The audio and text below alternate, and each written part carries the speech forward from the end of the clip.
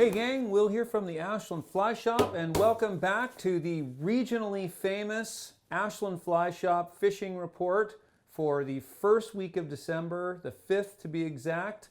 Let's talk about what's going on out there and what's not. Okay, let's hop right into the Rogue. So here we are. We are back with a great big high pressure system just sitting on top of us. Just gotta love it. Just a wonderful thing to have in the middle of or in the beginning of winter steelhead season, or even closer to the middle. Doesn't really help steelhead fishing much at all. It's good for fishing, right? It's good for getting out. It's good for low flows, good for getting around. Not great for fish, not great for catching. We like to see, of course, more weather this time of year. Keeps things fresh, keep things moving. But you know, what are you gonna do? This is where we're at. So the Rogue, extremely fishable. Not a ton of fish out there, not a lot of people fishing. So if you are gonna get out, I would probably be looking up more around the dam area, like Shady Cove, up around Casey Park, up in that area. Swinging flies can be really good. That water up there lends itself pretty well to swinging flies, and also fishing nymphs can be good up there this time of year. So you're looking for late run fish, fish that have been holed up in the canyon for a while and are just kind of slowly working their way up. These would be late summer fish. Chance of an early winter fish, maybe, but pretty slim. Most of those fish are going to be late summer fish. But it can be all right up there this time of year. And if you're fishing down through the Medford area, you know, Tuville Park and in that area, you know, same tactics, same setup. You know, good for nymph fishing. You're definitely going to be able to drop bombs on all those fish in those slots and everywhere that they're kind of stuffed in there. So it's just going to be a matter of finding them, finding where they are. You know, swinging is good too. You can get down, even though the water's low, you do want to use bigger tips, a little bit bigger flies, because you really gotta get right on top of them this time of year and kind of feed them. So, but there's a handful out there to be had. There always is this time of year. So if you've got the time, go out and make your own report out there. But there should be a handful of fish out there to be had. So, you know, as far as patterns, same stuff we always talk about, especially for nymphs. Rotating an egg pattern in as a dropper is a good idea. Swinging flies, you know, your standard mini intruders, signature intruders, you know, that's sort of mid to larger size would be a good fly to be using right now. Good size, darker patterns, things like that. Can be a good bet. Right now for steelhead, you know, these short days, mid-afternoon, you're really fishing banker's hours, you know, 10 to 2, 3, that's when you want to be out there. You know, in these canyons, the Klamath particularly, you know, you're just going to get a handful of hours. So just those few hours, 4 hours, that's the kind of day you want. That's the kind of day you want to be spending right now.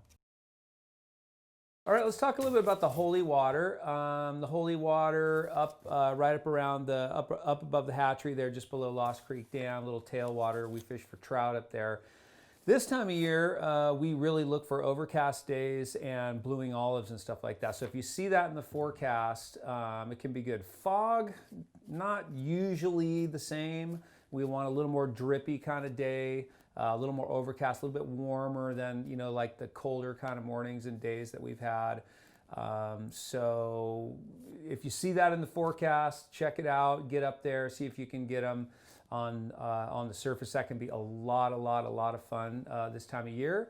But if not, you know, even in the evening, late in the evening, some of these days have been kind of warm as the sun goes over the hills. You might find some activity on the surface at the holy water. Otherwise, it's going to be a nymph and streamer game.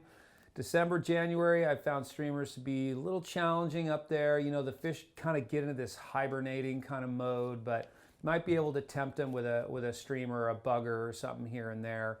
Nymphing could work well, you know, if you really know where they are and you're willing to really rotate flies. You know, right now I'd be fishing tungsten zebra midges, you know, little midges, little kind of tiny stuff hung off of like a size 12 dropper or something like that. Just kind of keep rotating around until you find something that they're willing to eat. You might find a handful of fish up there.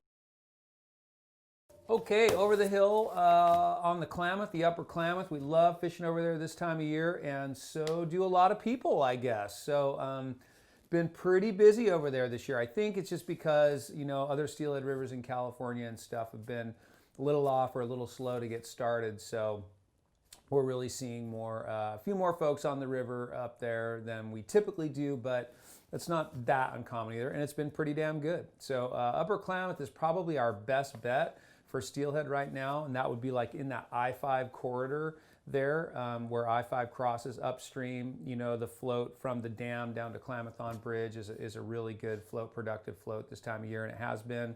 But if you're walking and wading, or you're fishing a pontoon boat, or even if you've got a raft or something like that, you know, we're starting to see people fish a little further down from Klamath Bridge and down below I-5 as well. Seems to kind of slow down a bit as you get further down, and the Klamath is really, you know, like true steelhead fishing down there now. You're kind of looking for that bigger fish. You're kind of looking for 1 or 2 grabs a day, one good fish. Whereas the Klamath is really known for, you know, lots of little grabs, lots of smaller fish, and maybe a good adult mixed in or two. Right now, you're really just looking for that adult fish. You might run into a you know, good section of water and get a few half-pounders or something, but the way the water is, the cold water, the short days, you're really looking for 1 or 2 fish right now. So, you know, welcome to real steelhead fishing. Klamath can give you an unrealistic view of steelhead fishing, just because sometimes you can really get into numbers there, but they're beautiful fish. They're worth hunting for. So so the upper Klamath, upper to middle Klamath is a really cool place to be right now. And if you do roll up there and it's busy for you, just head downstream, and you know, you'll probably find some water down there. Klamath is pretty much the same bet that we like as far as flies. We love to swing flies. Really don't pass up the tail outs on the Klamath. There can be some really good tail out fishing, but right now you can fish probably using moderate sink tips, moderate to slightly heavy, maybe like a T11 at the most. Fishing, you know, shorter and truer kind of patterns, little 2-inch sparsely tied things seem to work pretty darn well down there.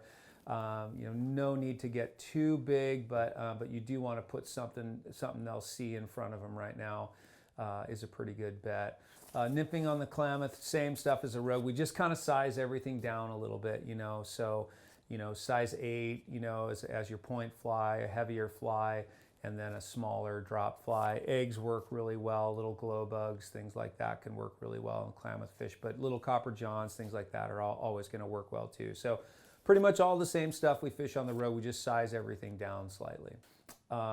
So yeah, so we love fishing down there. It should be pretty good for another couple months down there. So we'll keep you tuned in on that. Certainly give us a call. We're happy to help with an update there as well.